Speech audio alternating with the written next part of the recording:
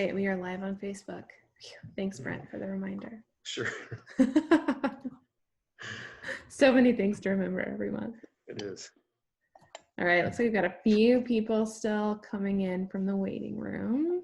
Looks like we've had a pretty good turnout this morning. Thank you, Yeah, everyone, for awesome. showing up. 2 full pages already.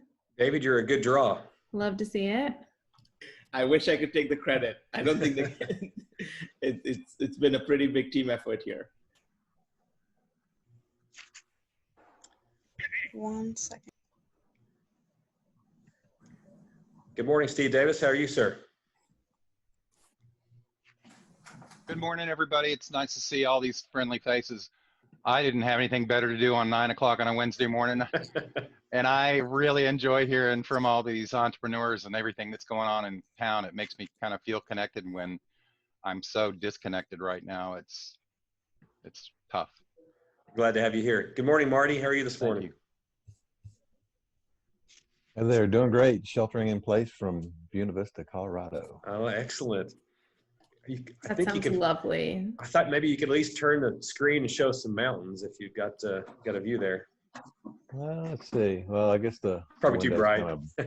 Yeah, too bright. Good morning, Keith. Glad to have you here this morning. Good morning. Good to see you, Brent. You all look marvelous.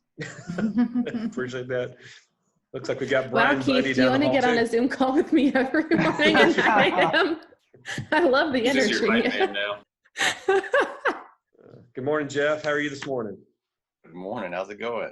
Good, man. Glad to have you here. Let's see here.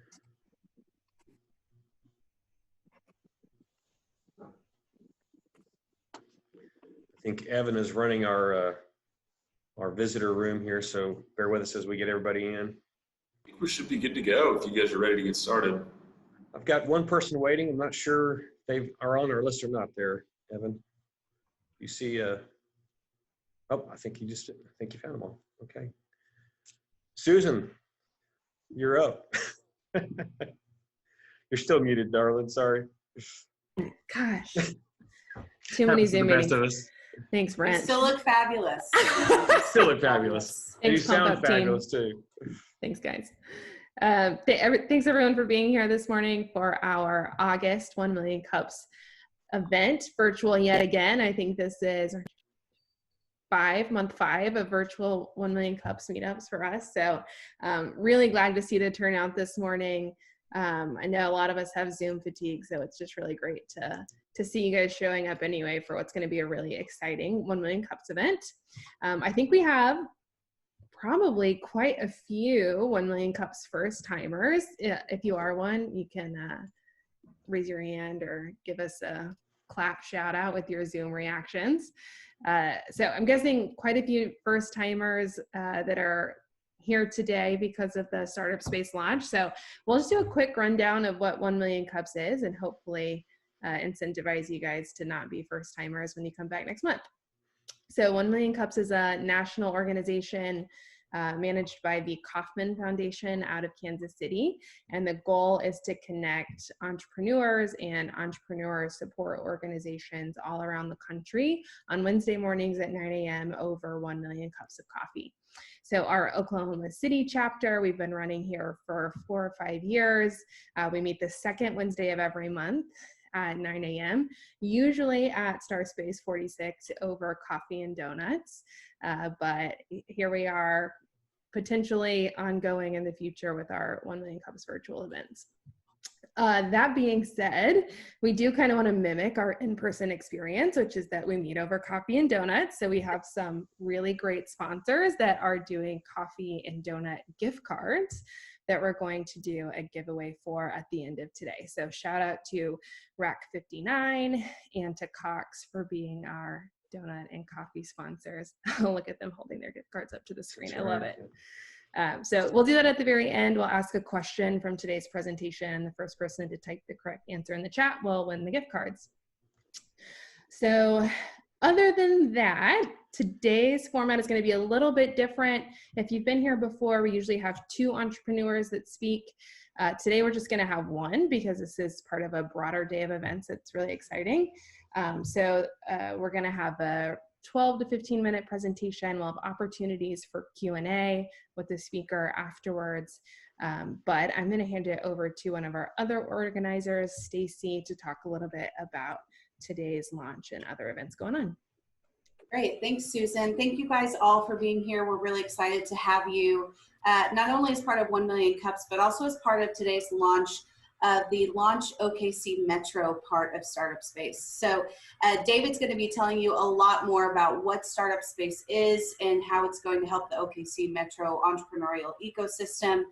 But we just wanted to shed a little light on all the work that's been going on since March with some of our partners. So I2E, Francis Tuttle, the Oklahoma City Chamber, and the Tom Love Innovation Hub have been working in conjunction with Startup Space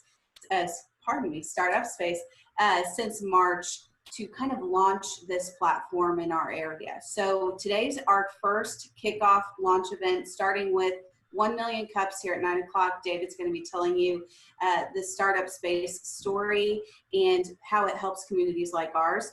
Immediately following this at 10 a.m., we're having a virtual pitch, kind of fast pitched round for resources and entrepreneurs. So it's not too late to join that. It's not too late to pitch at that. So resources and funders and founders will have 60 seconds to kind of share who they are and what they do in Oklahoma City Metro's ecosystem with other people like yourself. So it's a great chance to get the name of your startup or organization or your investment firm out there. So that's happening at 10 o'clock. From noon to 3, we're going to be holding a little bit of office hours about what is Startup Space, how do I get on it, I'm starting my profile but I don't know what to do, those sort of questions. And it's kind of also the kickoff of our scavenger hunt. So the more profile that you have filled out on Startup Space, you have chances to win some amazing prizes. There's consulting sessions, there's gift cards, everything. So we're going to be providing the list of how to start up on Startup Space, how to get yourself listed so that other people in the community can know about you and know about your resource, and really encourage you to kind of interact on the platform. So it really works best when all of our ecosystem players are involved, and that's why we're so happy to get you on platform today. And then lastly, today at 4 p.m., we're having a final kind of closeout session, happy hour, so you can bring your beverage of choice for a panel about funding. So there'll be one person, I'll just tell you the panelists. So David will be speaking about how he bootstrapped Startup Space to profitability. There'll be someone, Elaine Ham, who started the study downtown, who got a traditional bank loan. Greg Hallman with Occupath will be talking about how he got grant funding for his venture. And lastly, Allison Conti will be talking about how she secured venture funding for her startup. So we'll have some really diverse funding discussions going on there from 4 to 4:50, and then we will consider the platform officially launched. So we're really excited to have you as part of our kickoff today. We're thankful to have David Ponraj here to tell us all about Startup Space and what it can do for us, and he'll be with us throughout the entire day as well. So we're excited for your questions, and I'll hand it over to David. Hey, Stacy, would you mind putting the link so people can register in the chat? Yes, so the links, you'll see Lily Shaw, who has also been working with us. She's with Startup Space as well and has kept us organized on this. This was all supposed to be in person, guys. So we have pivoted, we have been resourceful. So every link for the events in the afternoon that I just mentioned have been put in the Zoom group chat by Lily Shaw. So please feel free to click on those and you can sign up. And if you're having any problems or questions at all, you can chat Lily or myself or Evan, Kristen, all the organizations, Jennifer, are here to help. But Lily would be great to answer your questions today. And yeah, we look forward to seeing you not only here, but at all of the events today.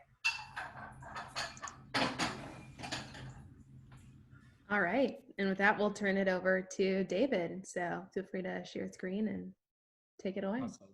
Yeah, thank you, Susan. I am so excited to see all your faces today from all around the country. I am myself here in Tampa, Florida today, but I know that there are people in Oklahoma, but also people in other parts of the country who through technology have been able to join us. So very excited and thankful that you're spending this hour with us. I'm going to share a little bit more about the why behind Startup Space. And I'm going to share my screen in a second, but quick shout out to Lily. She's on our team and has done a fabulous job, along with all of the Oklahoma's OKC Metro team who are also on the call today. And it's been an amazing experience launching. In fact, we're going to try and make this into a playbook as we launch in other cities. So thank you all. It's been a great experience already. And I've also got other team members on the call here today. And please feel free to introduce yourselves in the chat. But I want to start by first just kind of explaining why I did this. And I'm going to stick with the traditional 1 million cups format. So I'm going to kind of also give a very quick rundown of the company and how we started it. And also there's an ask for all of you. As you experience the platform, I would like your feedback on whether this is a typical journey that a small business would have. So put on the small business or entrepreneur hat and give us feedback. And that can be a really big help for us, because this is probably like my 50th 1 million cup presentation across the country. And every 1 million cup that I presented in has made our platform better. We are 2 years into our journey, and we, along the way, let's say in the last year and a half, I've presented 50 cups. I've pivoted 50 times based on feedback on, some little thing that somebody in the audience has said can be made better. So while we're launching today, we're still looking for feedback. We're still a small business, and we'd love to get your feedback on the journey, the experience, things that we can do better. Okay, so I'm going to share my screen.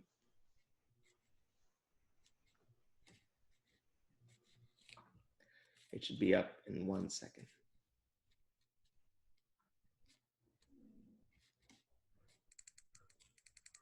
Okay, so we started in May of 2018, but I'm going to step back 10 years before that. I had just graduated from the community college here in Tampa, Florida. And just like every other college graduate, I wanted to go change the world. So I was working at a Fortune 500 company as an analyst. I quit my job. I said, I'm going to go make a difference. I went back to India, where I was from. I hired 30 women from an underrepresented community that would not have otherwise had a job. Worked with some people to give them some training skills, and we started a handbag company. And those are the cross-shoulder handbags. I don't know if you've seen them. They call them like hobo bags, or you'll see them in the beach. So we started this company. We designed our bags. They were amazing, high-quality, handmade, fair trade bags. Came back to the U.S., started selling them, and started doing well. The bags sold, and there was a lot of effort that went into it. Like I would walk along the beach with the bags slung around my shoulder, store to store. It was selling 20 bags here, 30 bags there. And it was hard, painful, but also really rewarding, because you were helping families overseas. You had your own business. This was a way to change the world. And fast forward to 4 years, everything comes crashing down, because I was having a conversation with my accountant, and he said, based on the US government, but based on IRS, this is going to be a hobby very soon. So, you either shut it down or get profitable, because if we had 4 years of just breaking even, and eventually, if you don't make a profit, the IRS considers it a hobby. You can't write it out. So we had to make some hard decisions. And of course, there's a lot of tears, and we decided to shut it down, and kind of that let's change the world came crashing down, because we couldn't get it to be profitable. And it wasn't from the lack of want or the lack of effort. It wasn't also from the lack of like a hustle factor. Like I was an out and out entrepreneur. I was every day on the streets, every day talking to people, etc. And so when I went back and told the families, they were like, oh, don't worry about it. You've given us skills, and in 4 years, like we've retooled, we are now employable. And so, they had a firm ground to take off on. I decided to go back to work for corporate America, but I wrote down, like a few months into it, wrote down what were the reasons I thought I had to close the business.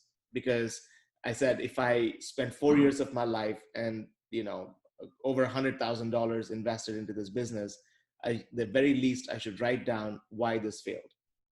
I wrote it down, forgot all about it, and went to work for a market research company. So I went to work for Nielsen, and then fast forward to 2018, I was leading innovation for them globally, and then I had the entrepreneur bug again. And of all the people I present to, this group will understand that the most. I felt like I had to go back and start something. I wanted to do something of my own.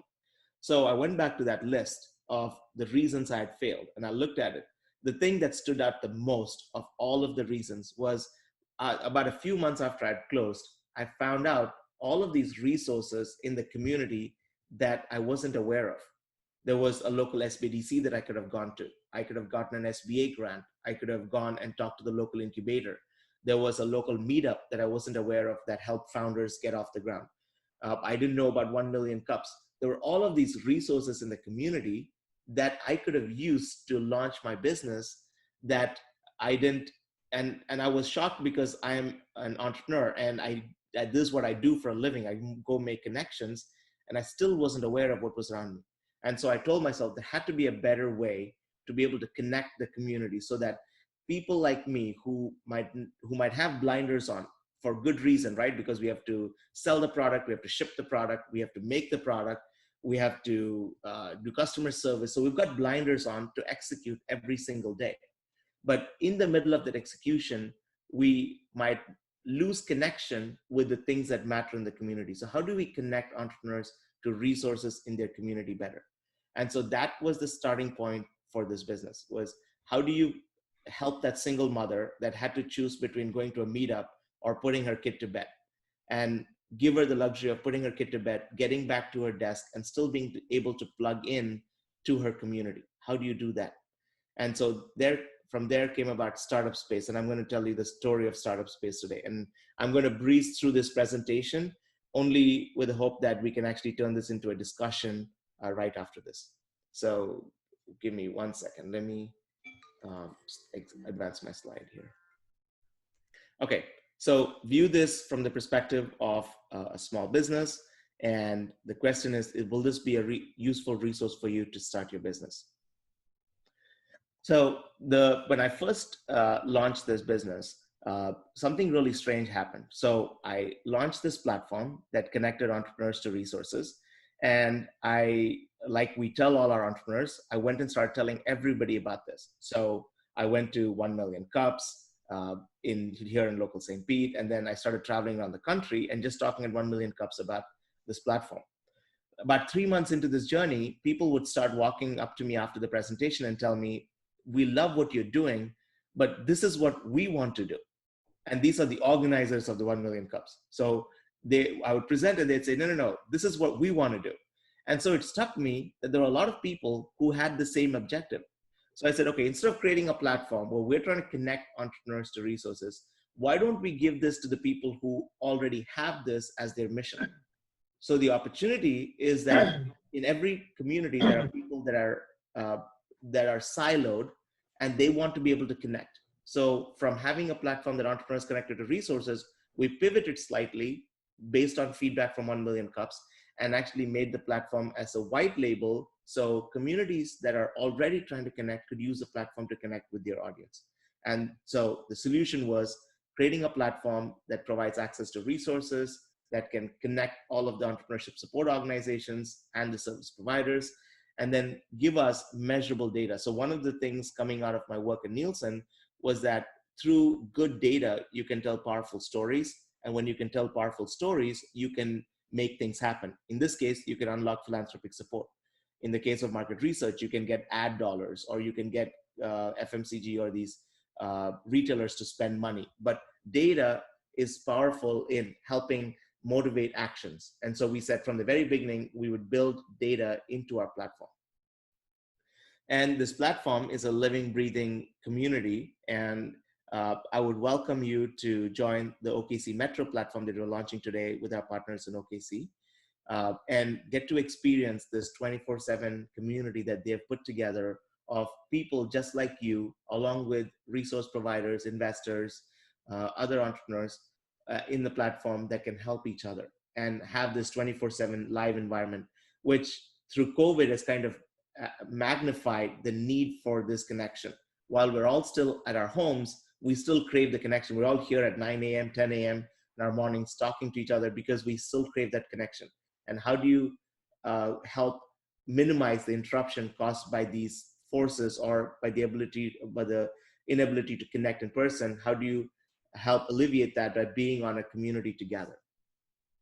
There's a bunch of resources on this platform. We'll talk more about this in the Q&A piece, but this platform was built to service every aspect of the ecosystem. So learning content that helps you understand programmatic support, content that helps you provide mentorship, also a place to be able to connect with each other. Because it's a 1 million cups presentation, I'll also put this slide up because usually one of the first questions is, what is the revenue model? So I'll throw the revenue model up there. It's $8,000 per community. So if you're in a community that does not have startup space today, please talk to one of the organizers. Jennifer and I was just telling, before everybody joined us, telling the organizers, Jennifer and I started talking a year ago, where I looked back at the first communication about this. And then Jennifer reached out to me early this year and said, let's make this happen. And so we are in OKC today, but we are in communities just like this across the US. I think there's actually a slide that shows, so we're in 150 different cities in some format. We have about 50 different hubs in the US. We also have other hubs that are through universities, etc. And then we have over 12,000 entrepreneurs on our platform. Just going to really high level touch on the data aspect of it, why data is so powerful. When you have data, then you're able to better tell your story. You already have powerful stories, but when you combine that with data, you kind of help unlock the purse strings and you help give a reason for bank CRA dollars or for family foundations to invest in your community. But more importantly, data helps you with your programmatic support. It helps you understand what types of businesses are being started in your community. What industries do you need to stand assets up in? Are the programs you're providing actually moving the needle? So a lot of our data is to help inform the work that's happening in the communities to improve that work and have a measurable way to do that, right? What you cannot measure, you cannot improve. And then here's a graph. Once you have the data, then you can start bringing together really powerful stories. You can bring visualizations that help understand the ecosystem. So here is just one snapshot of one of our communities, which is Denver, where we were able to break down the ecosystem to understand what is the makeup of the ecosystem. And then within the small business and startup community, where are all the different stages in which people are in, so as to understand, do we have the right resources to support entrepreneurs at every stage of their business. A little bit about our team. Our team is constantly growing. So we have others on our team that are not on this slide here, but you can find out about our entire team by going to startupspace.us.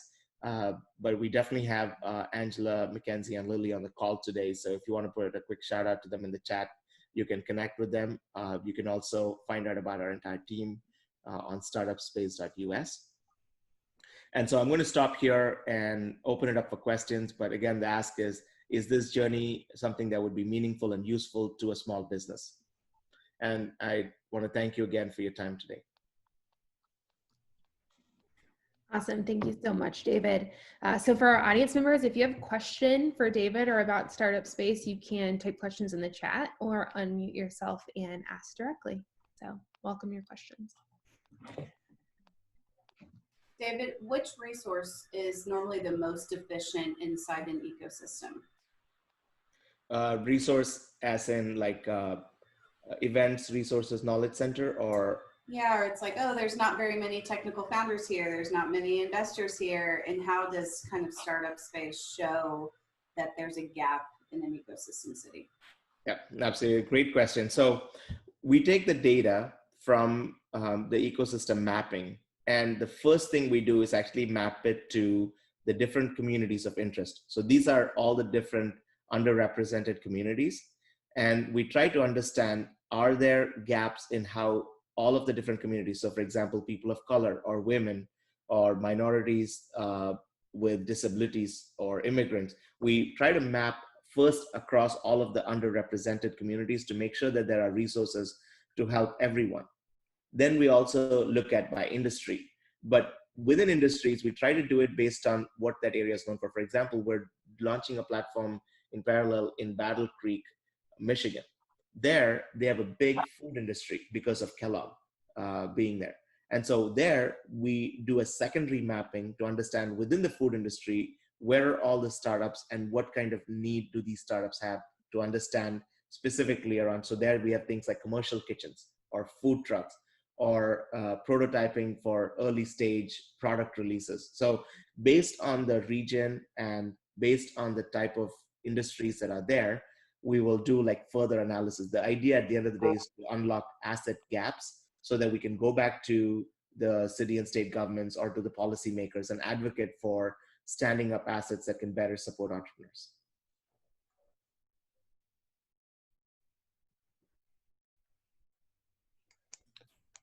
Hey, David, thanks for coming and speaking to us here in Oklahoma City. I do have two questions.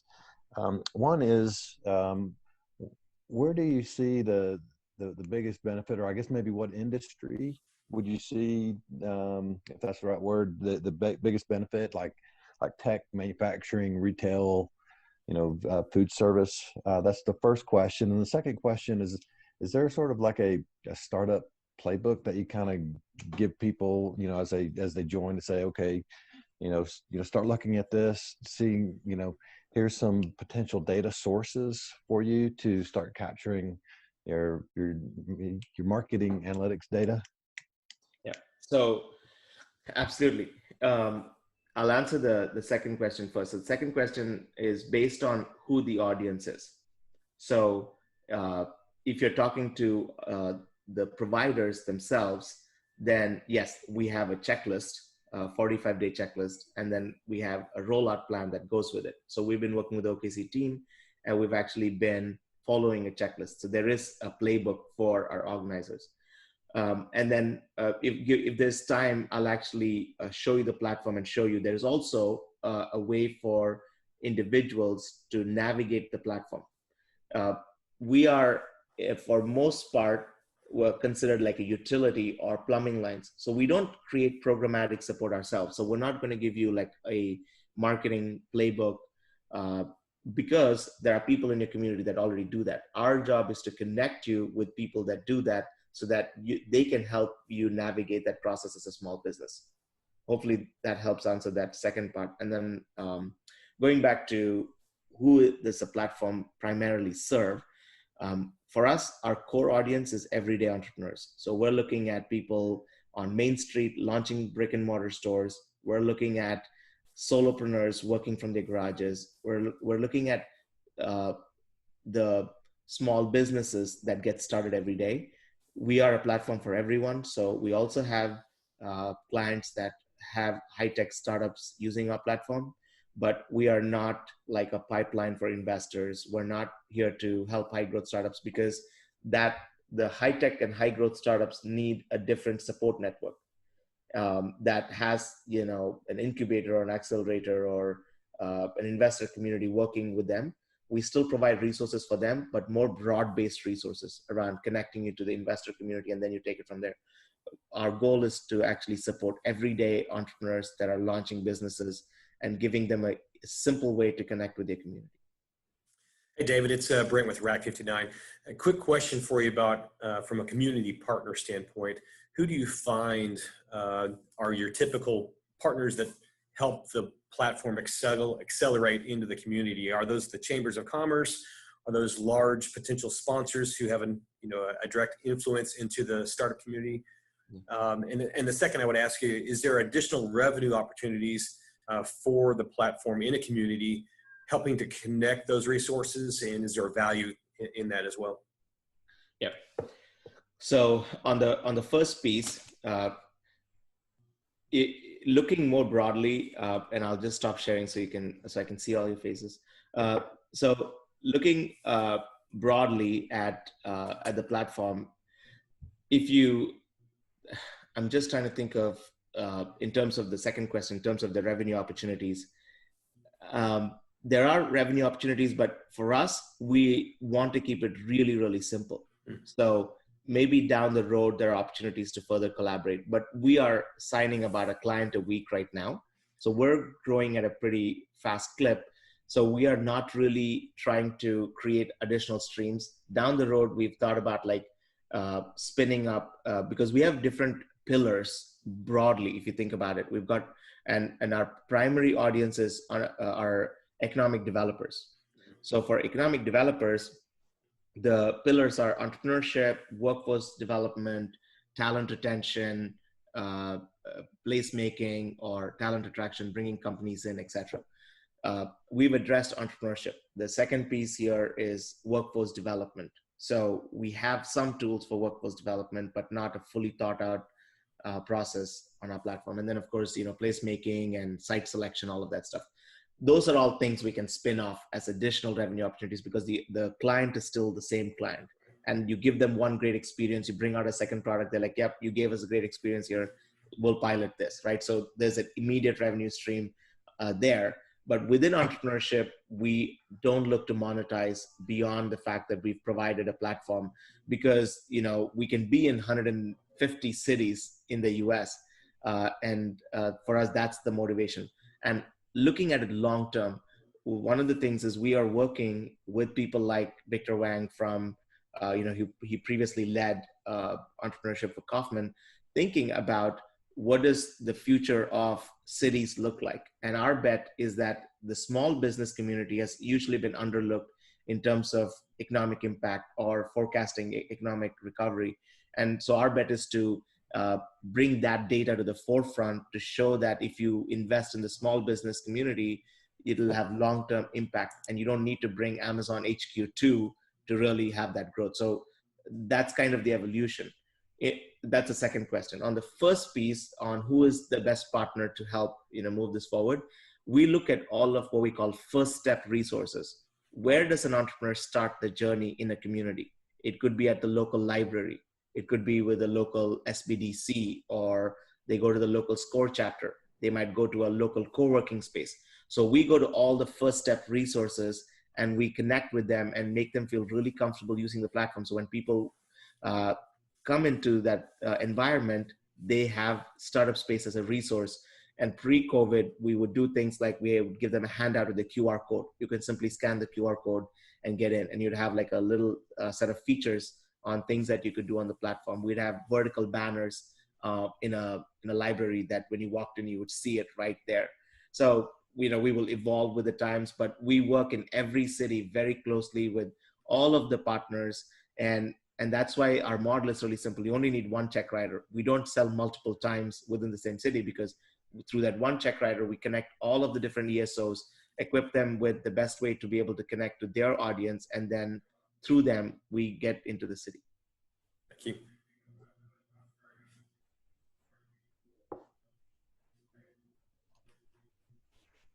Maybe I'll ask a follow-up question to that for Stacy and Evan, a couple of our organizers who kind of brought this to our attention for August. Evan or Stacy, can you share with us what it was about the platform that you guys felt would be a great asset to Oklahoma City?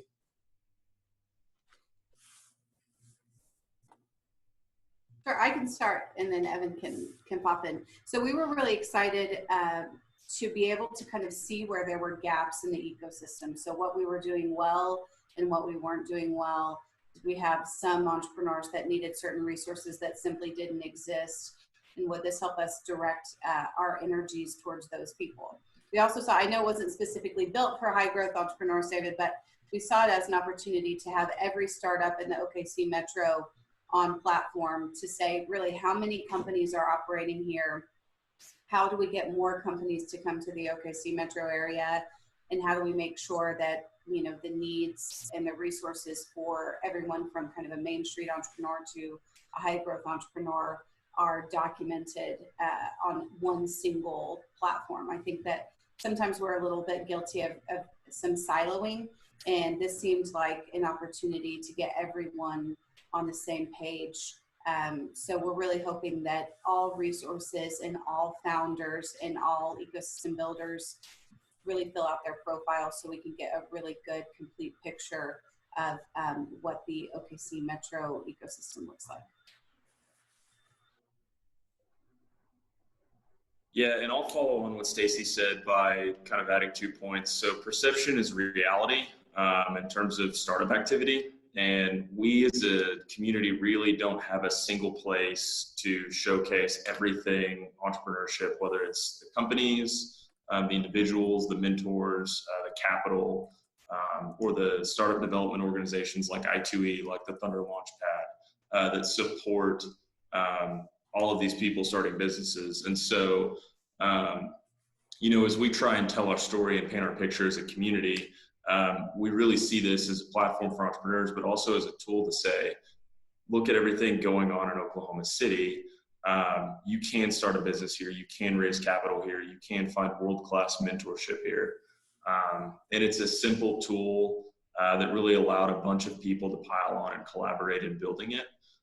It creates a network effect. Every new profile really makes the platform better, makes the path easier for entrepreneurs. And so we really just saw this as a solution that we could relatively quickly stand up that met a number of needs in the community. And so that was kind of the ethos behind it. Mm-hmm. And we're thankful to Jennifer McGrail at Francis Tuttle, who purchased the startup space system for the OKC Metro. We're all able to benefit from her taking the leap off of the diving board and saying, let's do this for OKC. So thank you to her. She's on the call today too. Yeah, and I think, Jennifer, you should also tell us I was telling everybody before you joined the story of how you reached out like a year after the first conversation. So kind of, what caught your attention that thought, because you clearly had the vision, and it's amazing how we've evolved to this day, right? But you had the vision to say, this platform connects us and solves this problem for us. Awesome. First, I also want to say special thank you to the Greater Oklahoma City Chamber, because they financially bought into this initiative as well. And then also the Oklahoma Department of Career and Technology. This really was a collaborative effort to be able to bring startup space and now the launch OKC Metro to the community. And like David said, I found out about this product at the International Business Innovation Association conference well over a year ago. And it really addressed some of the issues that those of us in ecosystem building have been identifying for years. There's not a centralized database for entrepreneurs.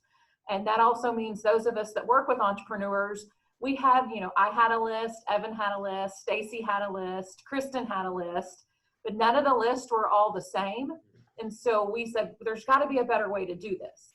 We also found that we only knew the stories of the entrepreneurs we worked closely with, which also meant that there's hundreds and hundreds of great stories of entrepreneurs being really successful in our community, and we're not able to tell those stories as we go out. So this was another way to address that issue.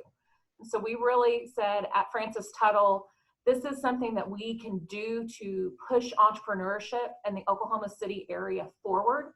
How can we play a role?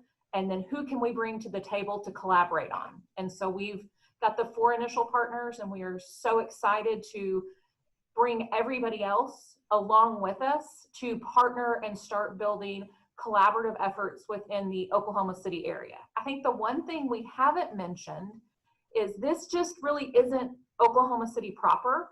This is for any entrepreneur, literally from Norman to Stillwater up on 35, and from El Reno to Midwest City, area on the east. So anything that falls in that area, we are wanting to bring the entrepreneurs, the resource providers, the community builders together to help on this platform. Well, Jennifer, from the community, thank you for making the investment in the startup community here. If you wouldn't mind, drop a link in the chat window for folks if they have a question about how Francis Tuttle can help them. I think they would find that valuable as well.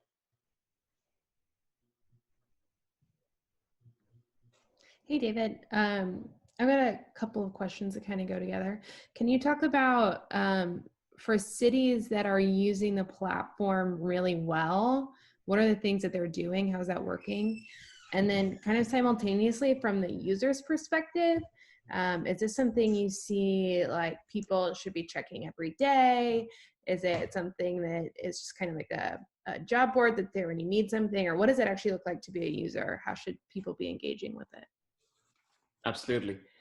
So on the question of what is the cities that are best using the platform, there are many cities that are using it really well, but they all have a different take on it.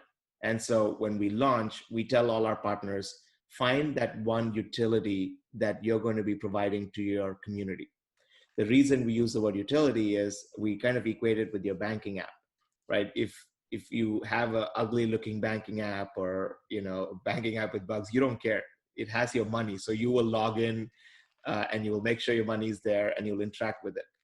And so when you provide a utility, then people will be on there. And when it's not a utility, it's like Facebook. And then we're instantly competing with Facebook for time on the screen, right? Like, do they open Facebook or do they open Startup Space? So that's why that utility component is really important. And so in every city, we try to find what services are being offered today that we're going to digitize so that they continue to do the work. And in every city, it's different. For example, with some of our university partners, mentorship is front and center. So we actually enable mentorship first off before everything else, bring the mentors and the mentees on, and everything else is gravy. So, you bring them on there, they connect, and then through there, you're able to show all the different facets of the platform. For some of our other clients, we map the ecosystem, embed the ecosystem map into their different websites. And through there, now the people don't have to change their journey. They already used to go to the website to find resources.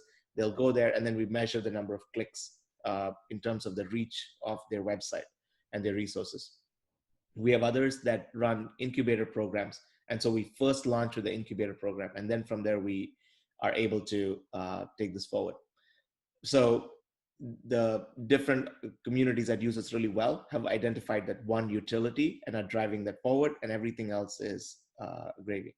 In terms of how entrepreneurs should use it, let me see if I can share my screen, or because if I can share my screen, I might be able to even bring up the Oklahoma City landing page and show you what it looks like. And there's actually a really cool video that they put out there. I'm not going to play the video, but you guys can watch the video. So let me just share my screen and show you. If you've signed up for Startup Space, this is where you should land. And if you aren't here, Lily or one of the Startup Space team members can help you get on this page. But once you land on the platform, this should be your view. So once you sign up for Startup Space, startupspace.app, you will be here. And the goal is to provide all of the entrepreneurs with the content they need in one place. So the conversations they're having in one place, the events that they need to go to in one place, resources in one place, and all of the different content in one place, so that they can go directly to their landing page, find things like reopening guides from the chamber, or how to deal with COVID-19 as a small business through the county health department, and be able to have all of this easily accessible. So you come here maybe once a week or once every few days, look for the content that you're looking for, and then go through there and be able to connect with your local community. So there's a connect now. I would love for you all to go in there, post a welcome message or post a little bit about your business and say hello. But once you've gone through the homepage and seen the content that's been curated for you, to go in there and be able to then navigate through the platform, maybe meet others in your community, maybe look for a mentor, or look for somebody that can help you with funding and capital, but be able to kind of make meaningful connections through the platform. You can see there are 15 pages of users already in the OKC Metro platform. So that's how you would navigate it. We continue to add tools for small businesses. So one of the next things we're rolling out is almost like a step-by-step guide to start businesses in different cities and connecting them with different regulatory permits that they have to get, connecting them with the local ecosystem to be able to get support, etc., but through like a startup wizard. So we're constantly adding tools to help better serve the entrepreneurship community. But we'd also love to hear from you on, how often should somebody go into a platform like this? What are the top things that you would find useful with a resource like this? So hopefully that answers your question, Susan. Yeah, that's great. Thanks, David. So I think I want to wrap it there so that those that are joining for the 10 a.m. event have time for a quick break. A couple of items, orders of business before we officially wrap up. One is, I think I know the answer to this, David, but we like to end every 1 Million Cups meeting by asking, what can we as a community do to help you? So. Yeah. So the best thing would be to give us feedback on your experience. So create an account and give us your feedback. That's the most important thing you can do for us so that we can help better serve the entrepreneurship community. And then drop a note or tell us how we can do things better. That's the biggest ask. And of course, thank you all so much for being here today and spending some time with us, hearing our story. Awesome. Thanks so much. So I will ask Lily if you would post the link for the 10 a.m. again, just so people have it really handy there in the chat. And then before we officially end, we need to do our sponsor giveaway. So Brent Green from Rack 59 and Scott Stewart from Cox Business have coffee and Brown's Bakery gift cards for the person that can type the answer to this trivia question in the chat first. So we'll ask you to stay on, make sure we have your email info so we can get these gift cards into the mail after this. Awesome. Yes. Thank you, Scott and Brent, for holding those up. They are real. They exist. Okay. So the trivia question today is, how many cities is Startup Space currently in? Oh, wow. Ryan Bupp. I think we have a winner. Man, he was paying attention. Let's double check with David. That is correct, right? 150? Awesome. Thanks everyone for playing. Ryan, great job. Clearly paying attention. I love it. So we'll follow up with you afterwards on how to get your gift cards. To everyone else, maybe we'll see you at 10 a.m. on the next event for the launch in OKC of Startup Space. And otherwise, we look forward to having you back in September for 1 Million Cups. I know one of our September speakers is on the call, Tyler Holmes with Beyond Disinfectant. So get to hear from him and one other local entrepreneur next month. So thanks for being here this morning. Hope to see you again. Thank you guys. Have a great day. Thanks everyone. Thank you all. Have a great day, everybody.